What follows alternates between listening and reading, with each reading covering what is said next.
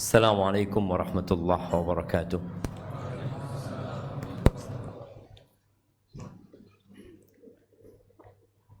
Alhamdulillah alladzi khalaqa fasawwa wa qaddara fahada. Segala puji bagi Allah Jalla Jalaluh yang telah mencipta dan menyempurnakan ciptaannya. Tidak ada satupun ciptaan Allah yang mungkin bagi manusia untuk mengkritiknya.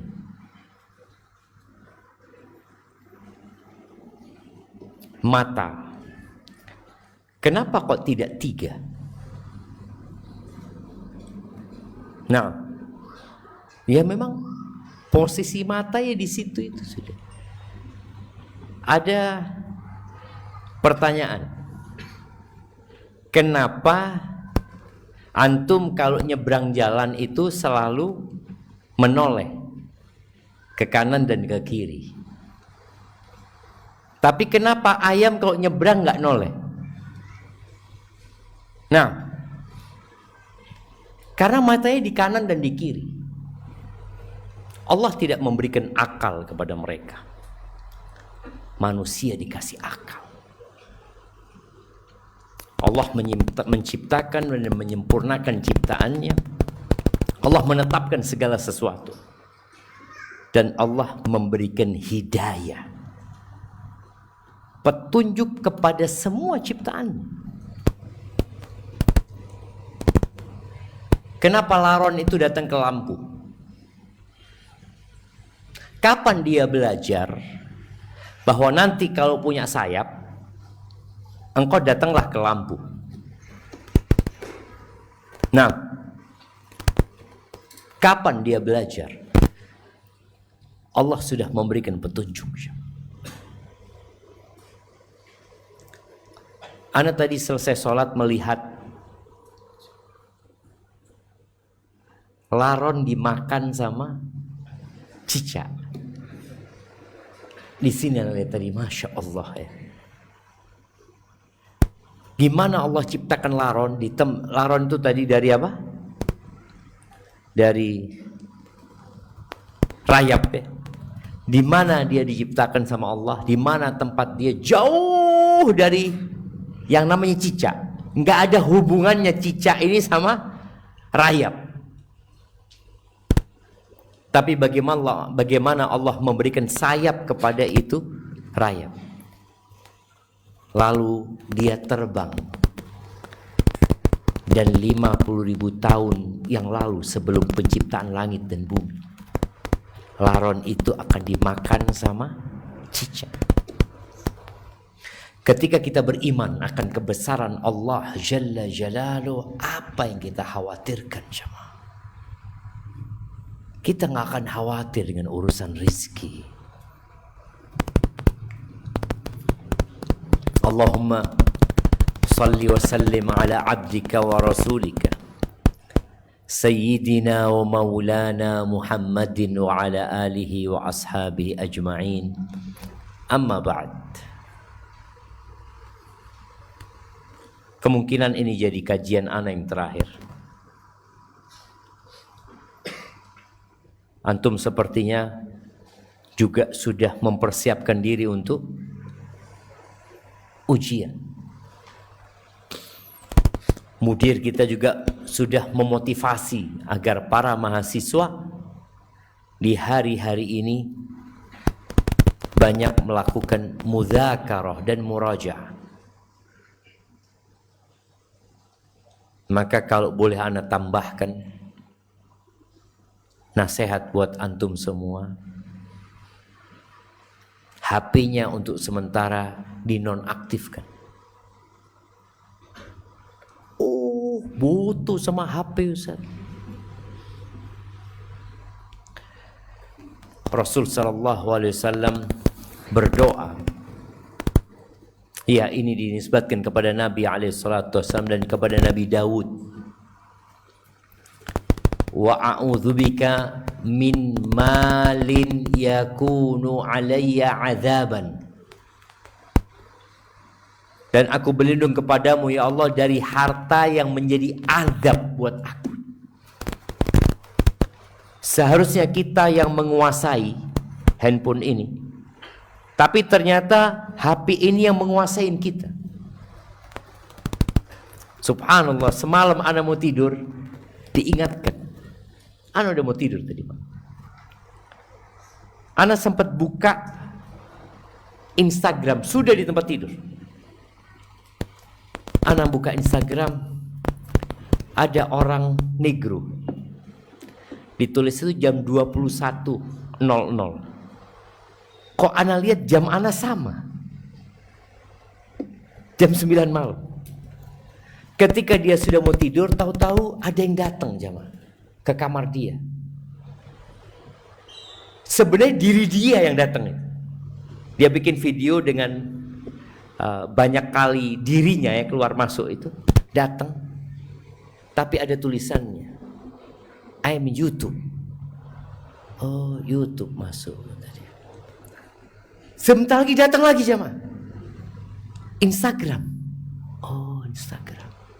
Kemudian datang lagi yang terakhir namanya Mbak TikTok. Datang. Subhanallah, akhirnya dia ambil lagi itu handphone. Dia buka lagi, ketawa-ketawa dari jam 9 malam sampai jam 5 subuh. Dia tetap dengan handphone. Maka nasihat anak, selama musim hujan, udahlah nggak usah pegang handphone.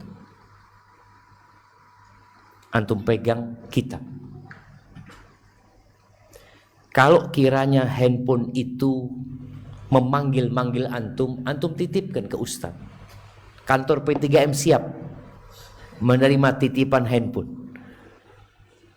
Kalau anak nggak mampu, Ustaz, anak melihat kekuatan handphone ini lebih dahsyat daripada diri anak. Betul, cuma ada yang nggak mampu. Maka titipkan. Kita perlu bantuan orang lain, jemaah. Nabi Yusuf alaihissalam ketika diajak, kita dengar tadi imam kita membaca surat Yusuf, ketika diancam oleh Imra'atul Aziz dan perempuan-perempuan itu untuk memenuhi keinginan mereka, apa kata Nabi Yusuf? Ketika dikasih dua pilihan, penjara, dipenjara bertahun-tahun, atau memenuhi keinginan. Yang keinginan perempuan-perempuan itu sebenarnya ada pada diri Nabi Yusuf. Kalau bicara nafsu, Nabi Yusuf normal. Nabi Yusuf disebutkan falamma hammat bihi wa hamma biha. Ada ham. Ada. Pilihannya dua, di penjara yang tidak sesuai dengan keinginannya. Yang tidak sesuai dengan angan-angan setiap manusia. Yang ada kesulitan dan kesusahan di penjara, atau memenuhi keinginan wanita-wanita ini yang di situ ada kelezatan dan syahwat. Nabi Yusuf alaihissalam mengatakan, Rabbi sijin, sijin ya Rabb, penjara ya Rabb, ahabbu ilayya mimma yad'u nani ilai. Kalau engkau tidak palingkan aku ya Allah, selesai sudah. Maka sekali lagi kadang-kala kita butuh dikondisikan. Dan Nabi Yusuf memilih di penjara. Bukan setahun. Bukan 2 tahun. Bertahun-tahun, hampir ke 10 tahun. Falabitha fis sijni bid'a sinin. Lama Nabi Yusuf. Angka bid'ah antara 3 sama 9. Maka tadi tatkala antum tergoda dengan handphone antum, insya Allah antum jangan pernah khawatir. Takut ditelepon sama keluarga, takut ini, kirim ke keluarga nomor siapalah.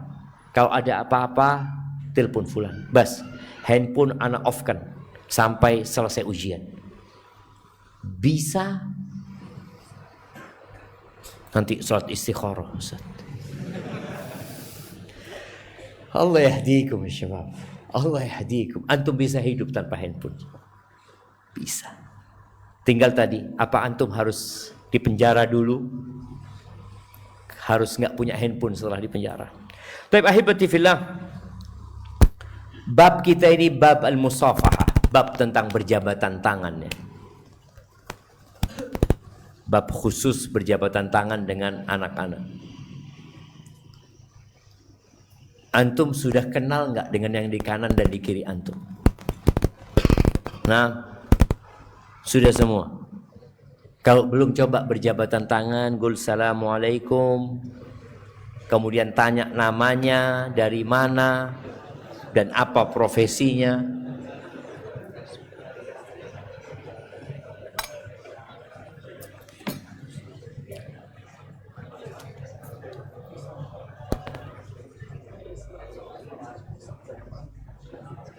Sudah semua, kanan kiri ya, bukan cuma kanan kiri. Kalau selesai yang kanan, pindah ke kirinya.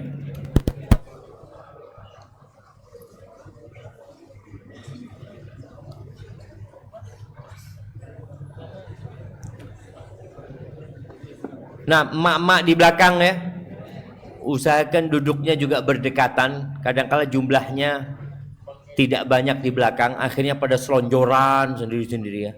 Enggak, usahakan berdekatan supaya lebih guyup.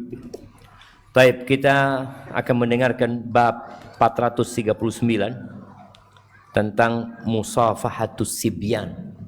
Tafadhal. Bismillahirrahmanirrahim. Alhamdulillah salatan wassalaman ala Rasulillah wa ala alihi wa sahbihi wa sallam. Allahumma ighfir lana wa li syekhina wa li masyayikhihi wa li walidayhi wa li tullabihi wa li talibatihi wa lil hadirina wal mustami'ina ajma'in. Qala al-mu'allif wa huwa amirul mu'minin hadits Abu Abdillah Muhammad ibnu Ismail ibnu Ibrahim al-Ju'fi al-Bukhari rahimahullahu ta'ala. Babu musafahati sibyan.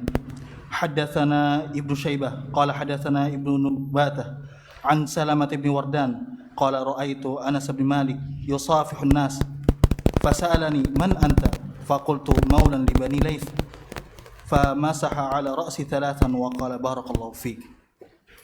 Nah, setelah bab ini akan ada bab-bab yang lain yang berkaitan dengan berjabatan tangan, berpelukan, mencium, dan pembahasan tentang hukum-hukum syariat yang berkaitan dengan bab-bab itu.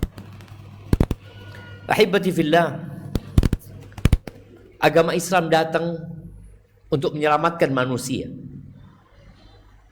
dari jurang yang gelap gulita, yang penuh dengan kezaliman, kekerasan, hilangnya kemanusiaan, menuju ke alam yang terang benderang, yang penuh dengan cinta dan kasih sayang, saling tolong menolong, simpati dan empati sesama manusia, khususnya sesama umat Islam.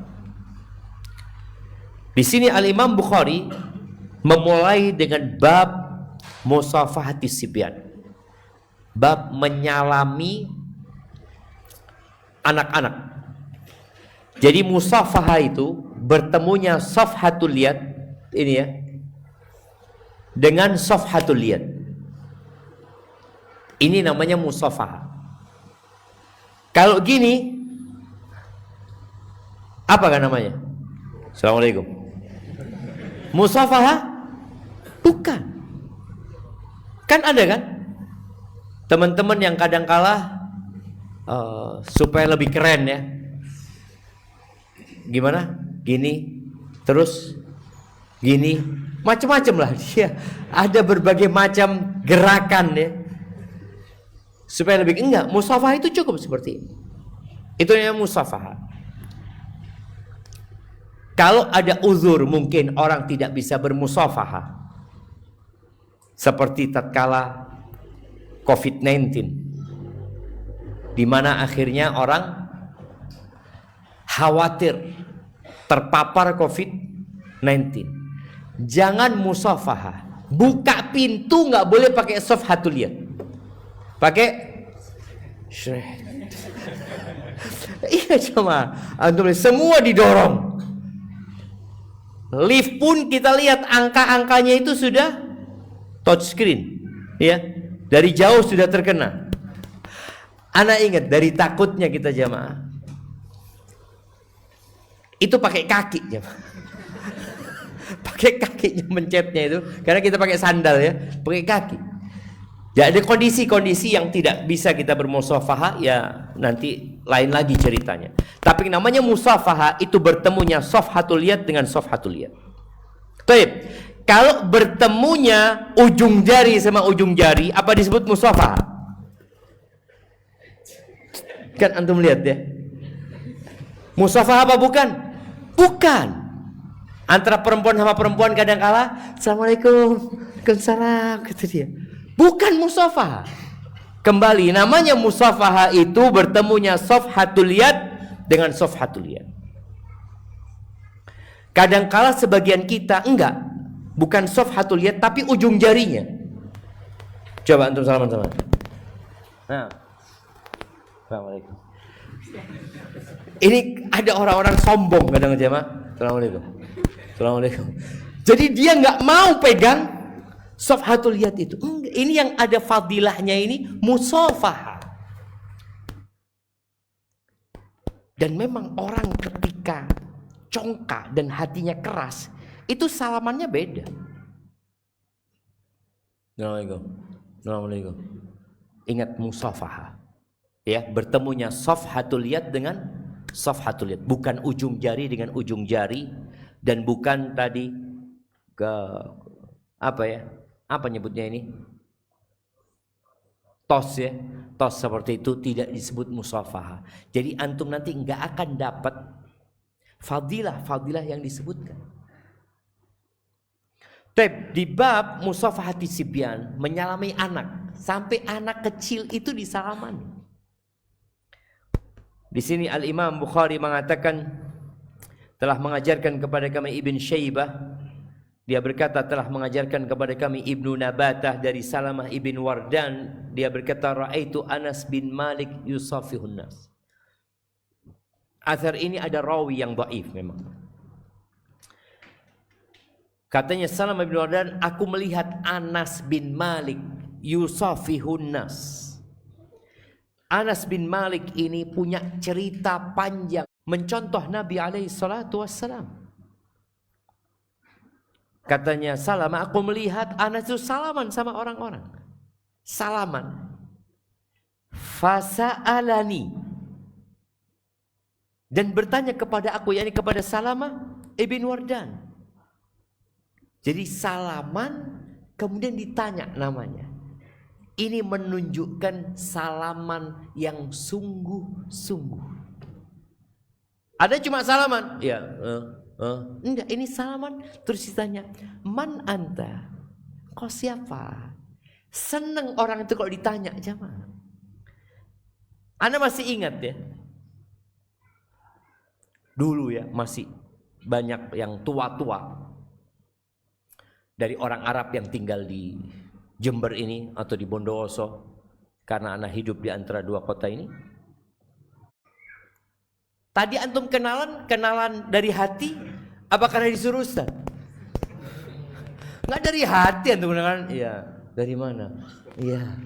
Tanya lagi siapa namanya? Wallahu a'lam. Sudah lupa dia sama namanya. Tapi tadi ditanya sama Anas, "Man anta?" Kau siapa? Kata dia. Seneng anak ini kalau ditanya. Ini Salamah ibn Wardan masih bocah pada waktu salaman itu jamaah.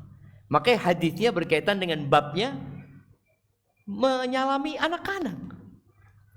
Maulan li Bani Laits, maula dari kabilah Bani Laits. Selesai enggak? Karena ini anak-anak. Famasaha ala ra'si thalathan, diusap kepalanya 3 kali. Diusap 3 kali. Wa qala barakallahu fi, semoga Allah memberkahi. Anak ingat ya, sampainya mengatakan barakallahu fi, barakallahu fi, barak. Ingin orang lain baik. Dia iri dengan kebaikan yang dimiliki orang lain. Dan doa dengan berkah ini adalah doa yang agung sekali. Jangan dipikir doa barakallahu fik ini hanya untuk kemanten baru. Barakallahu lak wa barak alaik. Doakan. Dan ingat, orang yang hatinya keras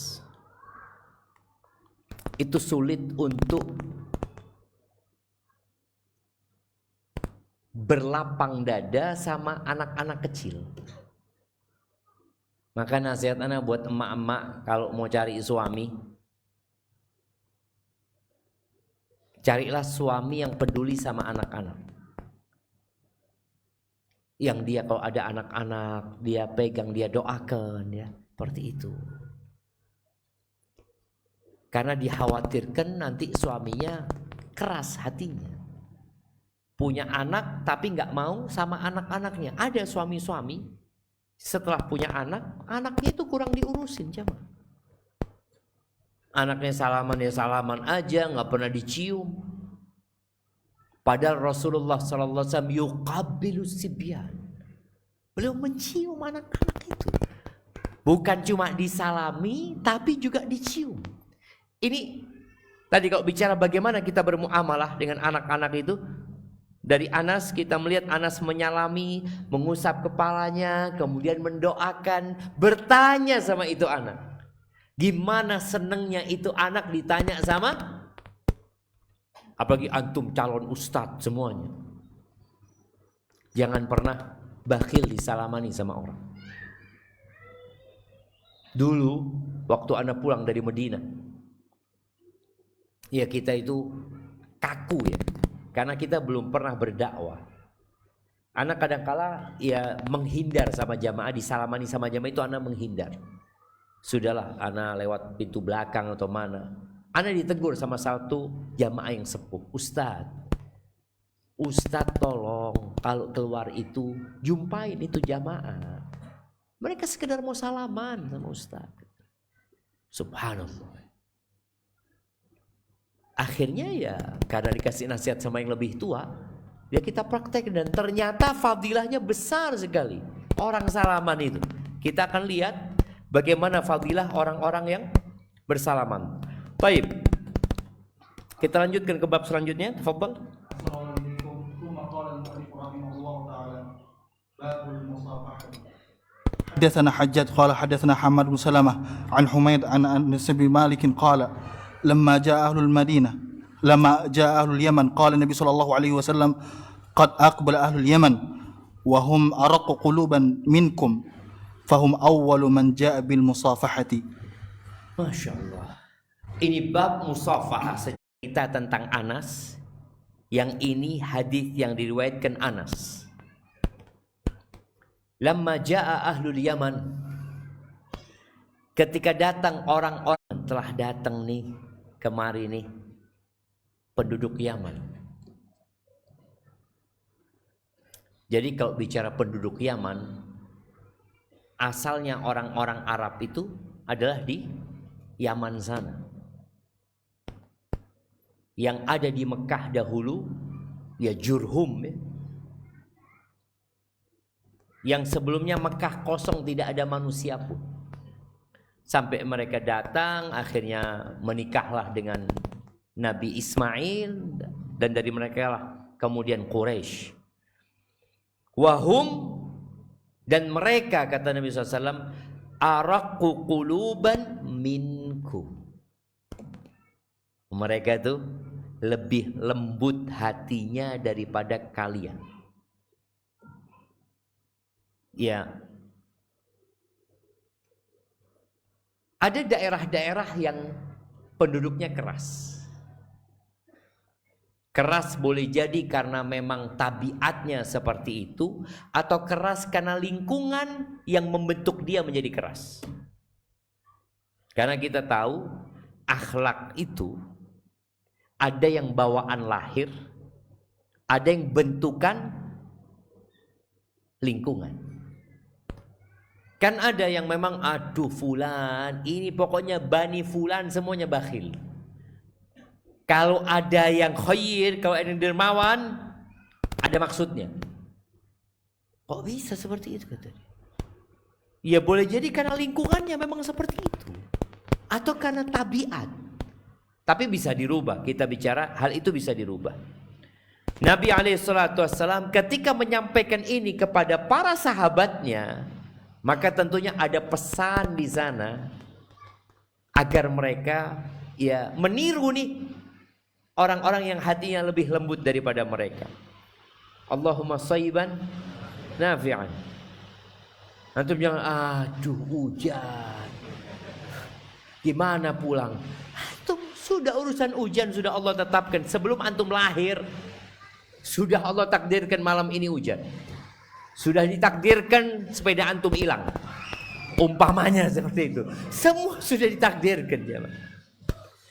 Baik, Nabi SAW menyebutkan keutamaan mereka agar orang-orang ini ketika tahu dengan keutamaan orang lain, bagaimana dia bisa menjadi seperti itu. Umpamanya dikatakan kepada antum, Masya Allah nih ada orang-orang mau datang nih ya.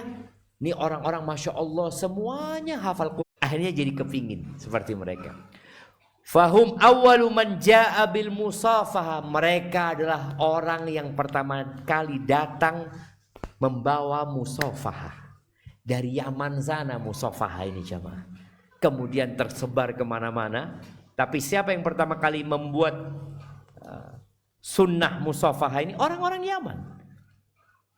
Di sini ada korelasi antara kelembutan hati dengan berjabat tangan.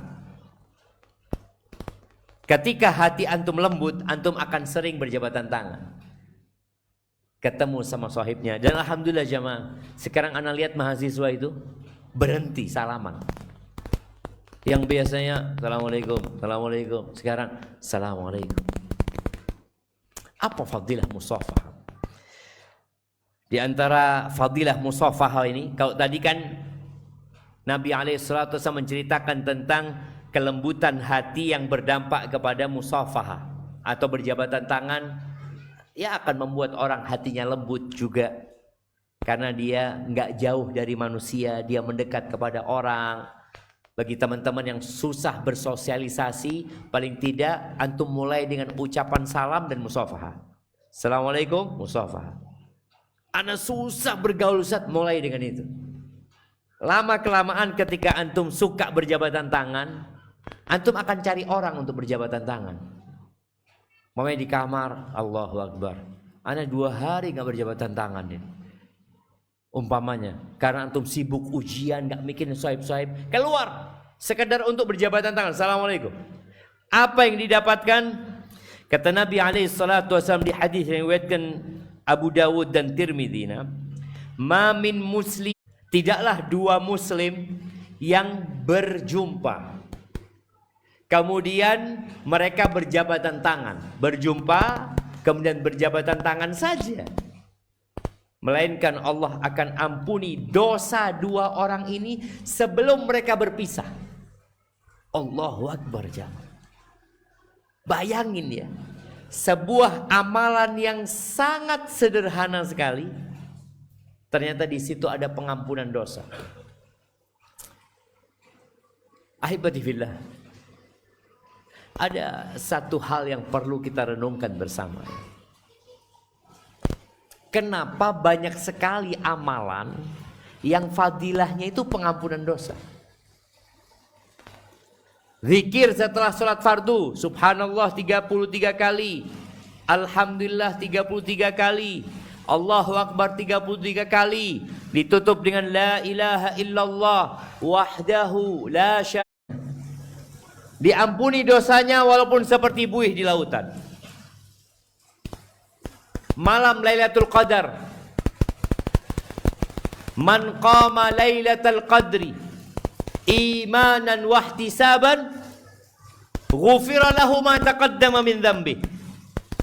Qiyam Lailatul Qadar fadilahnya diampuni dosa-dosa yang lalu. Puasa Arafah, apa keutamannya? Dihapuskan dosa setahun yang lalu dan setahun ke depan. Puasa Asyura, apa fadilahnya? Diampuni dosa. Kok banyak sekali amalan ini? Pengampunan dosa, pengampunan dosa. Kenapa? Karena kita adalah orang yang banyak dosanya. Dan untuk masuk surga itu butuh pengampunan dari Allah Azza wa Jal. Nggak ada yang masuk surga dengan amalannya. Nggak ada yang cukup amalan manusia untuk sebagai pengganti surga. Nggak cukup. Dihitung dengan dosa-dosa yang dia lakukan, dengan nikmat yang Allah berikan.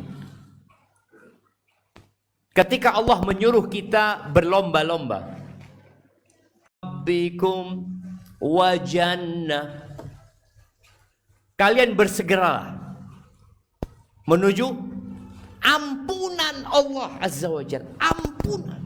Abu Bakar ketika minta doa sama Nabi SAW, Abu Bakar dijamin masuk surga. Minta amalan sama Nabi SAW. Apa doanya? Allahumma inni zalamtu nafsi zulman katsira wa la yaghfiru dzunuba illa anta faghfir li. Ya Allah, ampuni aku, ya Allah, ampuni aku, ya Allah. Minta pengampunan. Abu Bakar minta doa, dikasih doa, minta ampun. Dan sebelum minta ampun, pengakuan terhadap dosa. Allahumma inni zalamtu nafsi zulman katsira. Itu Abu Bakar suruh baca itu. Kalau antum bacanya apa? Allahumma inni zalamtu nafsi zulman katsiran, katsiran, katsiran. Terus bandingkan antum sama Abu Bakar Siddiq. Tapi kadangkala kita jarang baca doa itu. Ada enggak Ustaz amalan yang kalau diamalkan dapat istri soleha yang cantik? Baik, ada. Apa amalannya? Istighfar. Istighfar, bayangin. Bagaimana Nabi Nuh ketika mengatakan kepada kaumnya, faqultu astaghfiru rabbakum innahu kana ghaffara yursilis samaa 'alaikum midrara wa yumditkum bi amwal wa banin. Dan Allah akan kasih buat antum harta yang berlimpah-ruah dan anak-anak. Mungkin punya anak tanpa nikah antum. Boleh jadi antum nikah, alhamdulillah Ustaz, anak nikah langsung punya 6 semuanya. Tapi bukan anak antum. Tapi tadi istighfar, jamaah. Maka ini salaman pengampunan dosa. Dan sekali lagi ketika antum salaman, antum hadirkan hadis ini, ya Allah Engkau ampuni kami ya Allah. Sebelum berpisah, setelah salaman bagaimana antum bersyukur, ya Allah alhamdulillah makasih ya Allah. Engkau kasih hidayah kepada aku sehingga aku bisa bersalaman. Itu yang namanya alhamdulillah alladzi bi ni'matihi tatimmus shalihat. Ada orang salaman biasa tapi hadis lainnya. Nabi alaihi salatu wasallam mengatakan illa tahatat dzunubuhuma kama yatahat asyajaru waraqu. Daun pohon yang berjatuhan di musim gugur itu biasanya. Oleh karena itu nasihat ana, hidupkan yang namanya berjabatan tangan. Di kampung nih, antum bersama warga kampung, ketika keluar dari masjid atau ketika masuk masjid, karena memang sunnahnya itu indal liqa, ketika berjumpa. Apakah ketika berpisah dianjurkan untuk bersalaman? Jamaah. Ketika berjumpa bersalaman. Kaifal musafaha 'inda al-firaq? Gimana Syekh? Berjabatan tangan ketika berpisah. Beliau mengatakan indal firaq al-musafaha hiya mustahabbah. Ketika berpisah dianjurkan berjabatan tangan itu, walaysat ka'indal mulaqah, tapi tidak seperti ketika berjumpa. Artinya boleh jadi keutamaannya juga berbeda, penekanannya juga lain. Soalnya beliau menyebutkan kalau indal liqa itu sunnah. Kalau ketika berpisah sunnatun mustahabbah.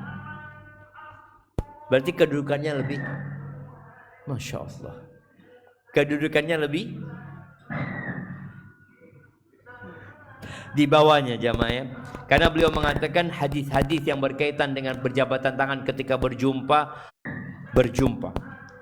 Baik, jadi tebarkan salam, kemudian berjabatan tangan, maka akan tumbuh cinta dan kasih sayang jamaah.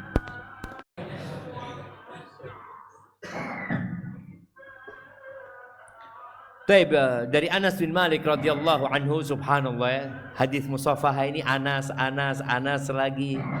Karena memang tadi Anas hidup bersama Nabi alaihi salatu wassalam. Qala rajulun, kata Anas, ya Rasulullah, ar-rajulu minna yalqa akhahu aw sadiqahu ayanhani lahu.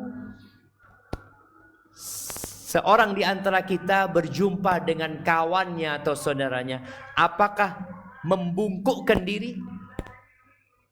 Antum lihat ya, di beberapa negara itu salamnya itu membungkukkan diri. Salam negara itu buka topi. Nah, membuka topi itu sebagai penghormatan. Karena topi ini menutup kepala dengan topi atau songkok, itu sebuah kewibawaan kita. Menutup itu. Maka hampir di semua daerah itu mereka pakai penutup kepala. Sampai Dayak pun pakai penutup kepala. Sampai orang-orang saudara-saudara kita di Papua pakai penutup kepala mereka. Gimana yang sholat nggak pakai penutup kepala ini, Jah? Baik. Maka tadi pertanyaannya, apakah membungkukkan diri sebagai bentuk penghormatan? Di Jepang juga ya. Apa di Jepang biasanya? Mereka ngomong adikatu. Hah? Apa? Mereka membungkukkan diri. Kita pernah dijajah sama Jepang, ya mah. Qala la, kata Nabi SAW, enggak kayak gitu. Qala afayaltazimuhu wa yuqabbiluh, apakah dia memeluknya dan menciumnya? Qala la, kata Nabi SAW, enggak. Qala afaya'khudhu biyadihi wa yusafihuhu, apa yang dia lakukan adalah mengambil tangannya dan berjabatan tangan dengannya. Qala na'am, iya, seperti itu yang seharusnya dilakukan. Maka ahibati fillah, kita akan baca hadis selanjutannya. Tafadhal.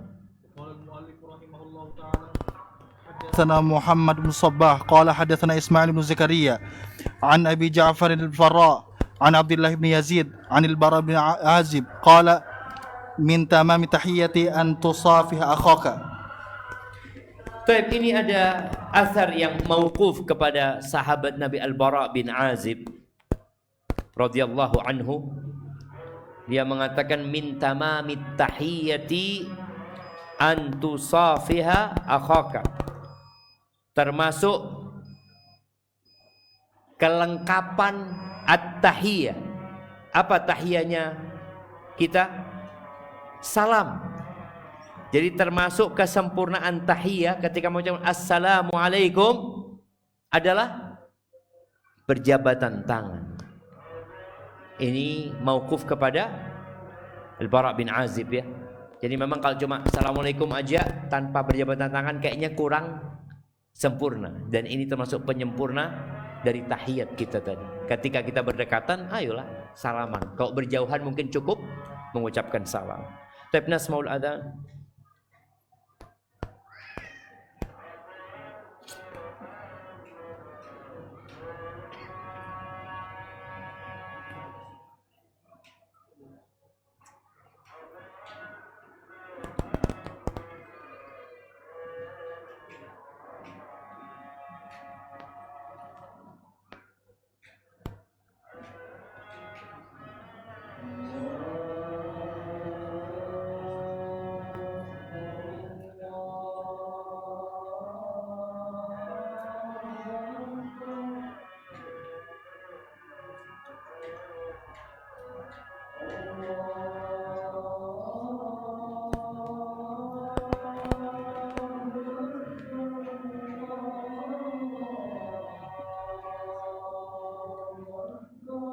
Allahu Akbar. Allah.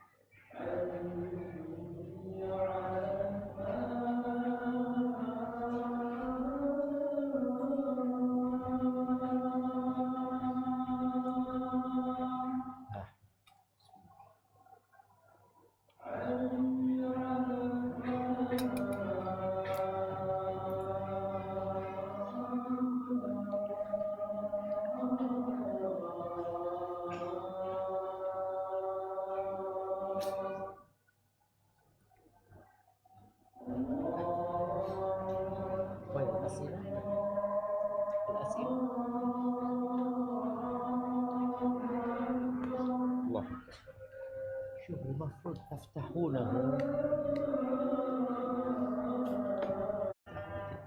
الصلاة القائمة آت محمد الوسيلة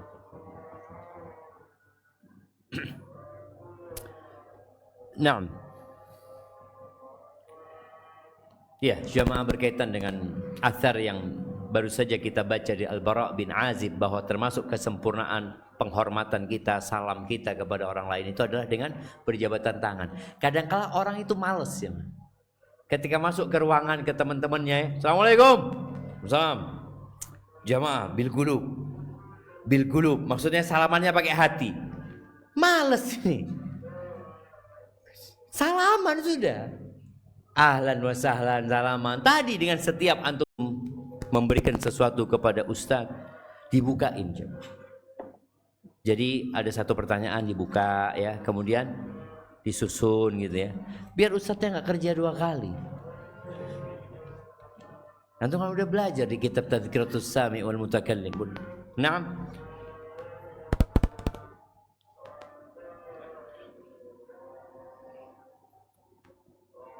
Nah, ini pertanyaannya, di dalam hadis disebutkan diampuni sampai berpisah.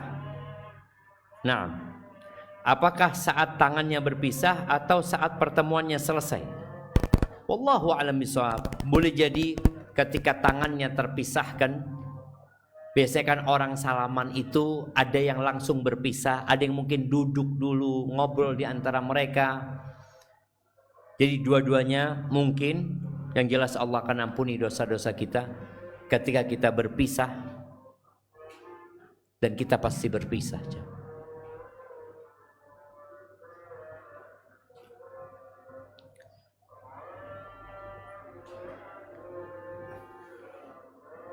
Ana mau bertanya Ustaz. Ana pernah dengar katanya, apapun yang diambil oleh Allah pasti akan Allah ganti dengan yang lebih baik lagi. Lantas apa yang lebih baik daripada ibu ustaz?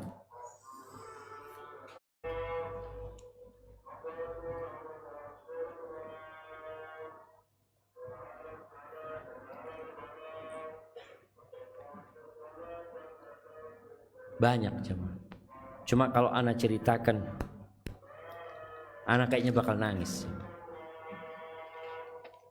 Yang jelas Allah kasih keridhaan ke hati kita.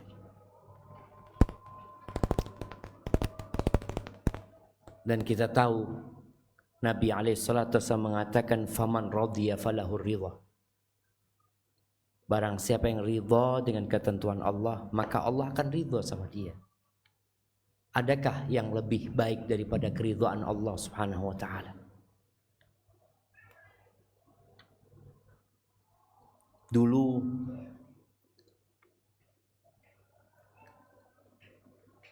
nggak usah kayaknya, nggak perlu diceritakan. Bas yang jelas banyak jamaah. Tapi anak tidak dapat ganti ibu anak. Tetap. Kalau dikatakan, ya bagaimana ya? Hadza babun min abwabil jannah qad ughliqa alayya. Pintu surga yang terbaik sudah ditutup, tapi alhamdulillah anak masih ada ayah anak. Anak sekarang selalu berpikir untuk lebih berbakti sama ayah anak. Dan anak dapat berbuat baik kepada saudara-saudara ibu anak yang mungkin dulu nggak bisa seperti sekarang ya. Kemarin hari Ahad ya, pulang dari safar itu, anak ke tempat ayah.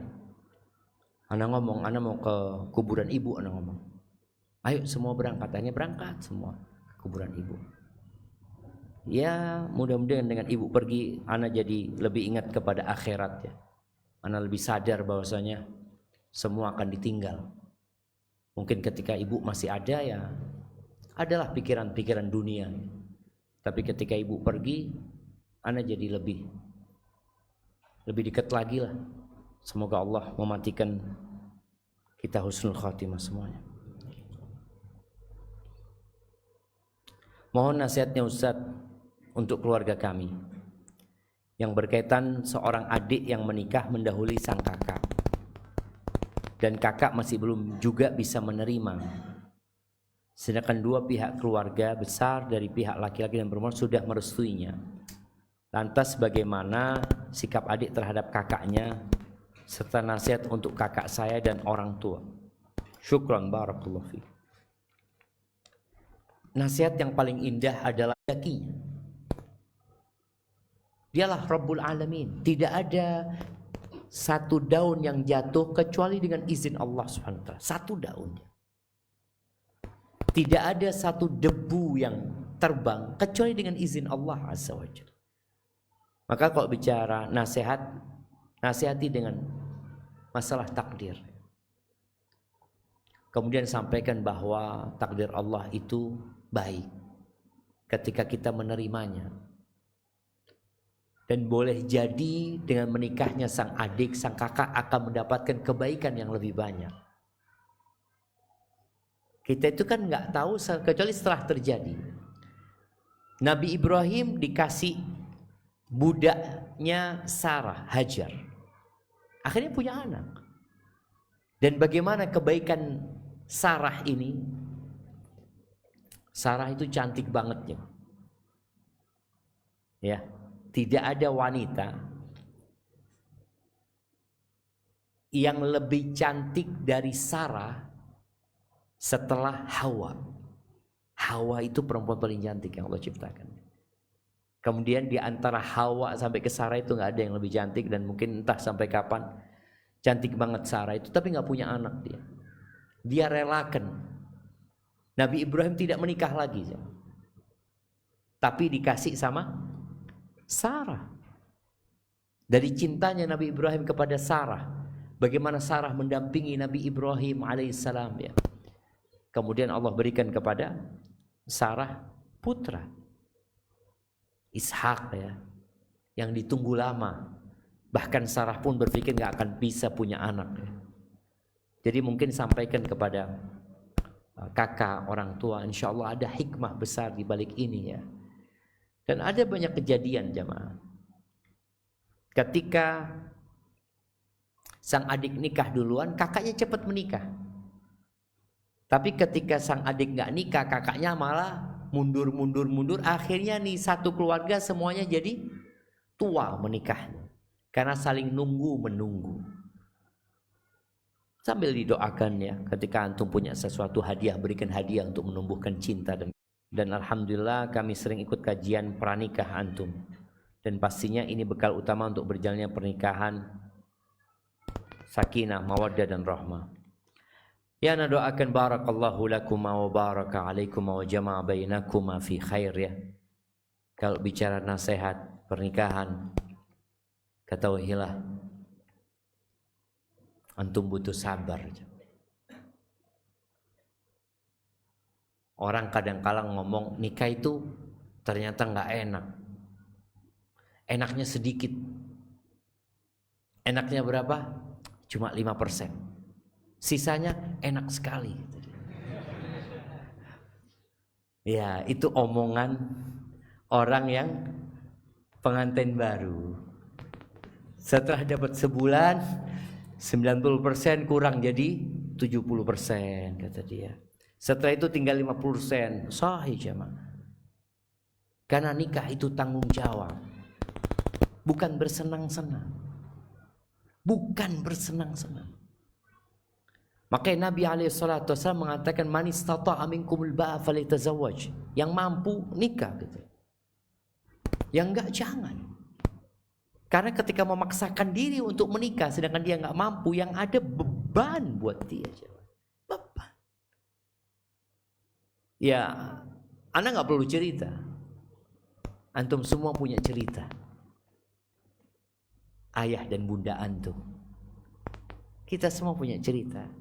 Bagaimana ayah dan bunda kita dalam pernikahannya. Yang ada marah di situ ya. Ada tangisan. Bagaimana seorang ibu meneteskan air mata. Bagaimana seorang ayah kemudian cepat tua. Karena sering ribut sama istrinya. Ada banyak cerita jamaah. Allahumma shayyiban nafi'an ya.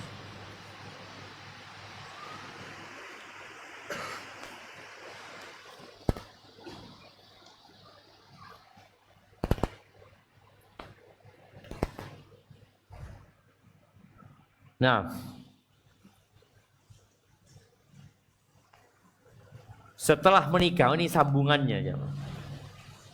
Setelah menikah dan acara selesai. Iya, jadi memang nikah itu nggak harus acara selesai jemaah. Sudah pernah disampaikan bahwasanya tidak harus nikah itu bergabung dengan walimah. Nggak harus. Nikah itu hanya membutuhkan wali, 2 saksi, kemudian kedua mempelai, kemudian ada akad dan mahar di sana. Ya udah selesai. Itu sudah resmi jadi istri antum. Nggak harus rame-rame dulu. Rame-ramenya boleh nyusul. Nanti kalau punya rezeki baru rame-rame. Setelah menikah dan acara selesai, terkenallah istilah malam pertama. Pertanyaannya, apakah harus pada malam pertama itu juga? Atau bagaimana Ustaz? Dan pastinya ada pertimbangan yang mengharuskan tidak pada malam pertama. Jamaah, buat kaum muslimin dan muslimat ya, yang taat kepada Allah dan Rasulnya, malam pertama itu adalah malam penyemian cinta. Tapi buat orang-orang kafir, malam pertama itu Lailatuz Zifaf adalah Lailatu Dafnil Hubbi. Malam pertama itu adalah malam penguburan cinta. Ana ketika membaca beberapa waktu yang lalu tentang pacaran di barat, ternyata mereka punya apa ya? Punya penelitian di antara mereka. Yang pacaran 6 tahun ya, yang pacaran 4 tahun, yang pacaran sekian tahun seperti itu. Jadi buat mereka pacaran itu ya disitulah mereka bersenang-senang. Ketika menikah yang ada tanggung jawab, nggak ada senang-senang lagi. Karena senang-senangnya sudah berlalu. Antum lihat di Indonesia sudah mulai ada yang niru gaya-gaya mereka ya. pacaran bertahun-tahun, nanti ketemu di mana, di mall, pura-pura maukah engkau menikahiku? Astagfirullahaladzim, udah bertahun-tahun nih pacaran. Kemudian tanya, memang karena mereka nggak nikah-nikah juga. Sampai hari ini Ronaldo belum. Sudah nikah, sudah? Ronaldo? Belum kan? Karena dia takut. Ketika menikah, malam itu malam penguburan cinta. Ketika nanti istrinya gugat cerai, oh hartanya harus dibagi 2, gonogini. Dan mereka paling takut. Ketika pacaran, nggak ada istilah gonogini buat mereka. Tapi ketika sudah menikah, ada tanggung jawab besar, ada banyak hal yang dikhawatirkan oleh mereka. Maka mereka nggak menikah. Sedangkan Muslim, malam pertama adalah malam tadi penyemian cinta. Apa yang harus dilakukan di malam pertama? Berdoa, bukan urusan itu. Antum bagaimana memegang istri antum, memohon kepada Allah, antum sholat ya. Subhanallah ya. Ada seorang, siapa? Ana lupa namanya. Yang dia menikah, ada perempuan ini menikah dengan seorang yang terkenal ahli ibadah. Tapi di malam pertama, istrinya ini bangun sholat malam, dibangunkan suaminya. Qum ya fulan, siapa namanya lupa. Bangun kata dia, nggak bangun. Padahal dia nggak tidur. Dia cuma mau lihat bagaimana ibadah istri. Karena dia menikah gara-gara dengar tentang ibadah istrinya. Dapat berapa jam dibangunin lagi suaminya. Qum ya fulan kata dia. Nggak bangun sampai subuh. Kata istrinya menyesal, siapa yang menipu aku ya, kok aku mau sama engkau, kata dia. Aku kira engkau ahli ibadah. Padahal suaminya sedang mengetes istrinya. Ini dua-dua orang yang sama-sama ahli ibadah. Soalnya kalau satu ahli ibadah, satu nggak ahli ibadah, ribut terus.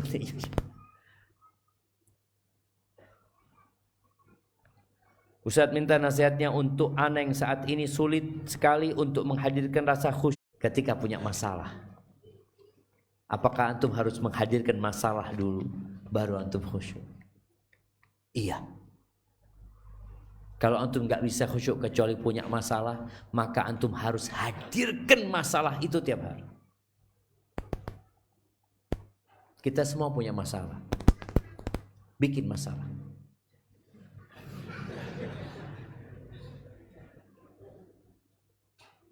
Kita akan menyeberangi sirat yang berada di atas neraka Jahannam.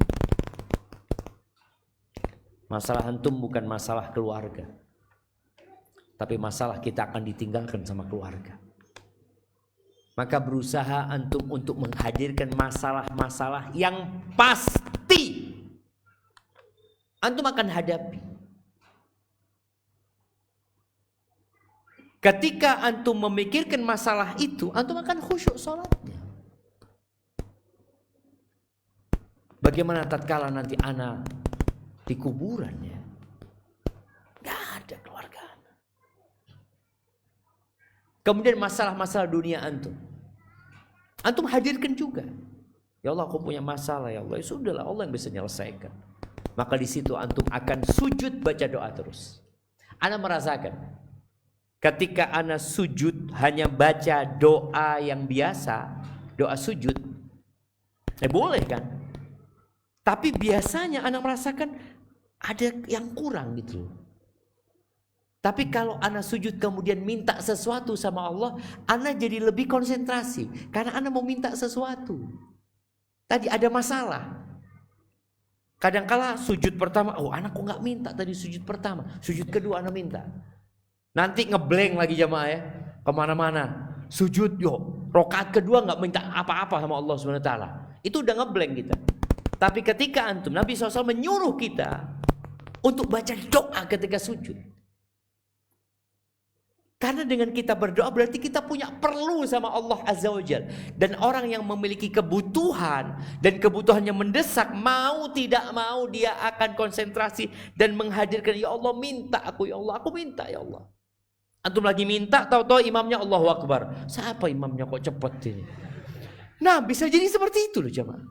Tapi ketika antum nggak konsentrasi dan tidak meminta hajat, imamnya panjang sedikit, antum tanya, siapa imamnya kok panjang banget? Padahal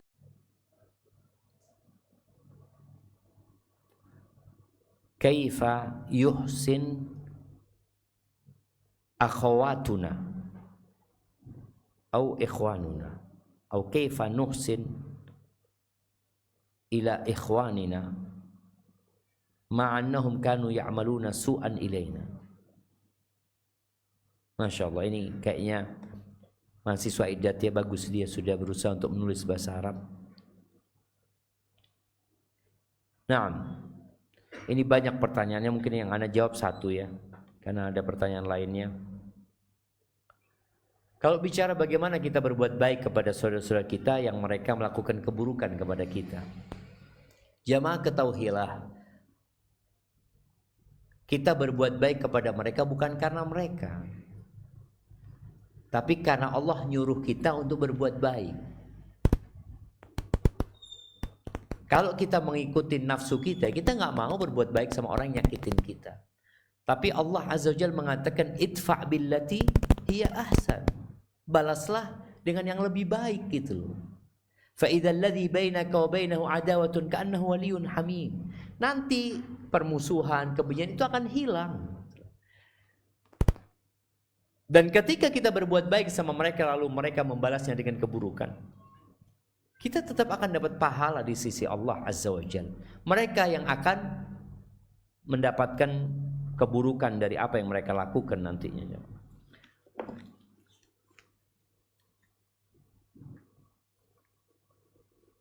Ini pertanyaan bagus nih jemaah. Assalamualaikum Ustaz, izin bertanya. Saat kita liburan pulang, kita kadang disuruh mengisi khutbah Jumat yang mana ada uang transportasi bagi khotib. Yang jadi pertanyaan kita, takut tujuan kita menerima itu lebih besarnya dalam mendapatkan uangnya. Karena di sisi lain kita sebagai mahasiswa butuh. Bagaimana baiknya Ustaz? Apakah menerimanya atau tidak agar terbebas dari niat itu? Ya innamal a'malu binniyat. Apa yang antum dapat halal, asalkan niat antum tetap lillahi ta'ala. Uang itu akan hilang jamaah. Antum ketika khutbah Jumat,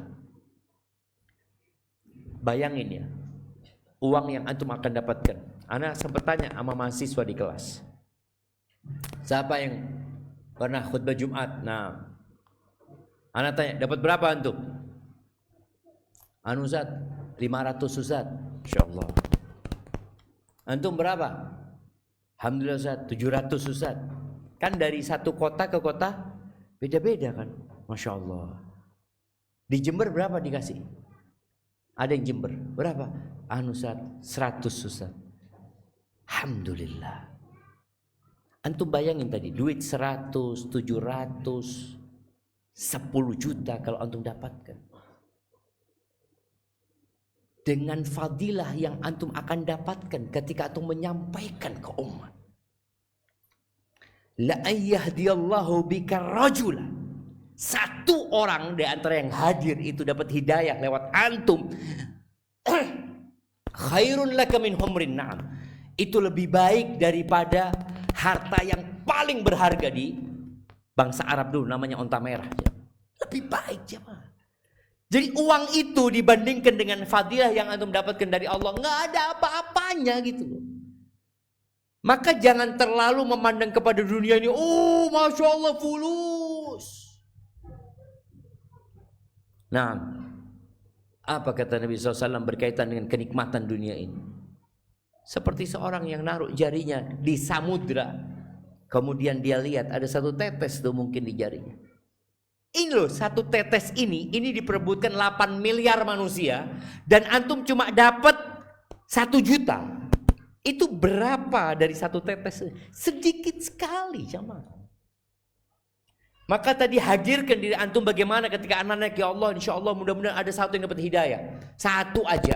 Lebih baik aduh fulus itu nggak ada harganya sama sekali. Tapi kalau antum memandang dunia ini sesuatu, ya udah, antum akan lihat berapa fulusnya yang dikasih. Ternyata aduh Cuma 200.000. Nanti kalau diundang sini nggak datang anak kalau diundang sana baru datang. Kenapa? Alhamdulillah 700. Insya Allah. Nah, ini masalah. Antum akhirnya berpikirnya full enggak. Antum berpikirnya anak mau nyampaikan. Anak dikasih kesempatan menyampaikan, anak menyampaikan. Kalau anak nggak butuh fulus, anak kembalikan fulusnya. Jadi antum benar-benar mencari keutamaannya.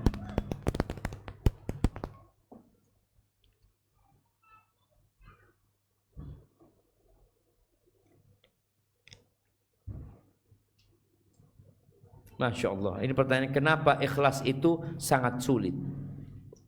Karena ikhlas itu bertentangan dengan keinginan jiwa kita. Jiwa manusia itu suka dipuji, suka disanjung. Ikhlas harus melawan apa? Diri sendiri. Kita suka, kata Allah jangan, nggak boleh. Maka jadi berat. Dan bukan cuma antum, yang ulama-ulama terdahulu pun berat. Bagaimana Sufyan mengatakan ma'alajtu syai'an asyadda ala nafsi min niyati. Nggak ada yang lebih berat yang aku perbaiki daripada niatku sendiri. Bolak-balik. Jumat ini ikhlas, Jumat depan belum tentu ikhlas. Jumat depannya tambah lagi kadang-kadang.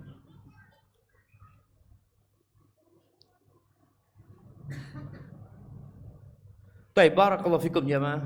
Itu mungkin dapat Anda sampaikan pada kesempatan kali ini. Semoga bermanfaat buat kita semuanya. Ada beberapa pertanyaan yang belum bisa dijawab karena Anda nggak bisa jawab, bisa ditanyakan kepada ustadz yang lainnya. Semoga ujian antum dimudahkan, belajar yang sungguh-sungguh, tapi jangan bersandar kepada diri ketika antum merasa berat. Dan kita harus selalu merasa berat jemaah, karena hanya Allah yang kuat dan gagah perkasa. Katakan la haula wala quwata illa billah. Subhanakallahumma bihamdika asyhadu an la ilaha illa anta astaghfiruka wa atubu ilaik. Assalamualaikum warahmatullahi wabarakatuh.